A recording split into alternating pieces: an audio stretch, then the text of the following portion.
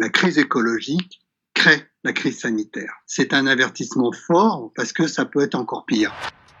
Nous allons vous expliquer le lien entre la destruction des forêts, le braconnage, l'élevage intensif et le coronavirus. Pour cela, nous avons interviewé Serge Morand, chercheur au CNRS, écologue de la santé et parasitologiste. Il nous répond de Thaïlande où il effectuait ses recherches et où il est désormais confiné. Ce coronavirus, ça fait partie d'une grande famille, ce qu'on appelle les coronaviridés. Pratiquement tous les animaux ont des coronaviridés. Par contre, celui-là est un peu particulier. Il fait partie d'un groupe qui est associé aux chauves-souris. Et on a eu déjà plusieurs passages de ces coronaviridés qui étaient sur des chauves-souris pour aller sur des humains et pas forcément directement. Récemment, on a eu un autre coronaviridé de chauve-souris qui a émergé au Moyen-Orient et qui est passé sur le chameau et puis après sur l'humain. Dans le cas du coronavirus actuel qui est apparu à Wuhan, en Chine, plusieurs hypothèses circulent. Le virus aurait pu se transmettre directement de la chauve-souris à l'homme, puisque des chauves-souris sont vendues et consommées sur le marché d'animaux sauvages de Wuhan.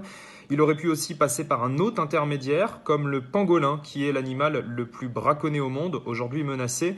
On estime qu'un pangolin est capturé dans la nature toutes les 5 minutes environ, et il est revendu pour sa viande et ses écailles utilisées dans la médecine traditionnelle chinoise. Mais au-delà du coronavirus, on assiste à une multiplication des épidémies qui touchent l'être humain ces dernières décennies. Et selon Serge Morand, cela est lié à notre comportement vis-à-vis des animaux sauvages, de leur espace de vie, mais surtout à l'élevage intensif.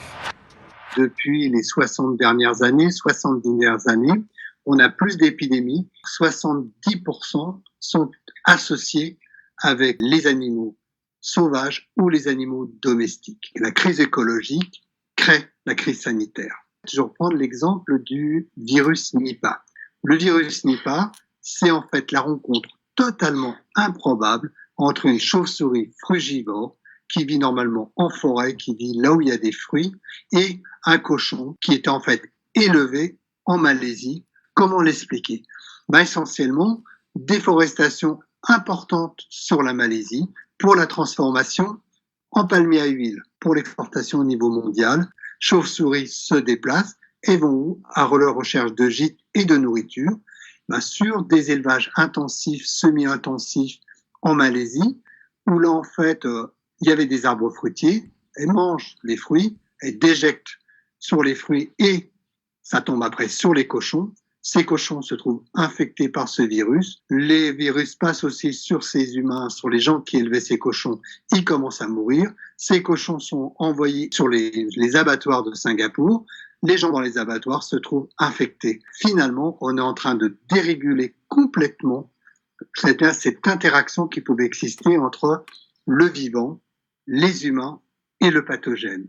Donc là, on crée ces flambées épidémiques. Le lien essentiel, c'est qu'on a une augmentation des animaux d'élevage. Sur la Terre, on a 25 milliards de poulets. On a 1,5 milliard de vaches. On a plusieurs milliards de cochons qui, potentiellement, hébergent de nombreux virus et pathogènes.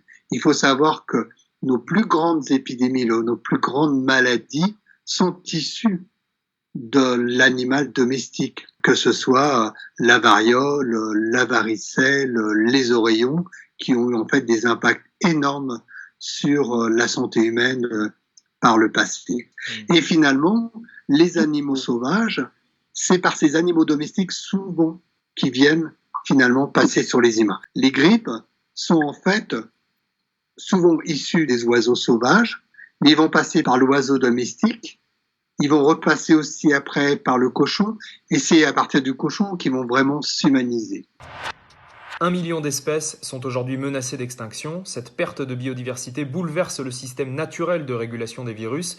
Pour Serge Morand, si l'on veut éviter dans les années à venir de nouvelles épidémies meurtrières, il faut absolument arrêter la déforestation, préserver la biodiversité, repenser le modèle agricole et sortir progressivement de l'élevage intensif.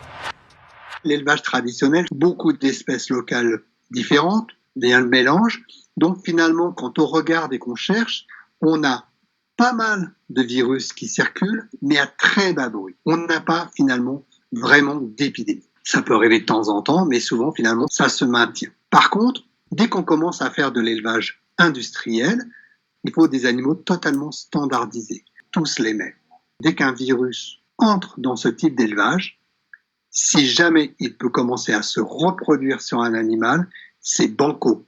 Parce que dès qu'il s'adapte, il a tous les animaux pour lui pour se reproduire. Ça a été le cas, par exemple, du dernier H1N1, ce qu'on avait appelé la grippe porcine, qui a fait énormément peur. Il est sorti d'un élevage intensif énorme du Mexique. Donc potentiellement, c'est des bombes qu'on est en train de faire, quoi. On voit en même temps que l'augmentation de la mondialisation, de ces transferts de marchandises, de ces transferts aussi de personnes, ben, ça accroît les chances finalement.